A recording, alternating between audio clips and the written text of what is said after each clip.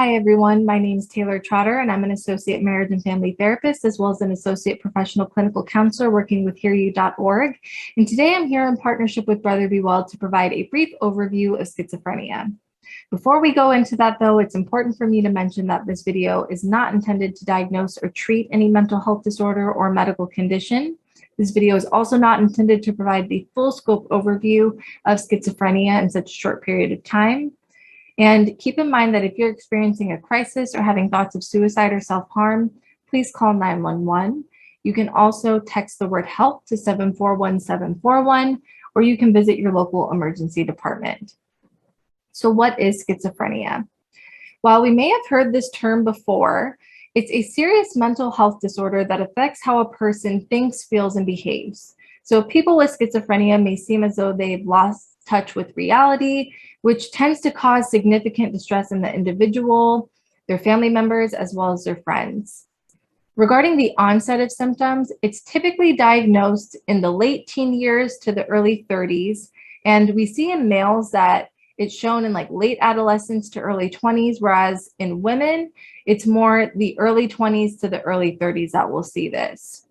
So some of the symptoms include psychotic symptoms, for example, hallucinations, hearing voices or seeing things that aren't there, delusions, which are firmly held beliefs not supported by objective facts. So like paranoia, being an irrational fear that others are maybe out to get you, or believing that the television, radio, or the internet are broadcasting special messages and they require you to respond.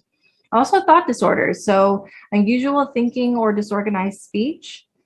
We also see with schizophrenia negative symptoms. So this is including like the loss of motivation, disinterest, or lack of enjoyment in daily activities, maybe social withdrawal or difficulty showing emotions and functioning in their day-to-day life. So we also might see some cognitive symptoms, and this includes problems in attention, concentration, and memory.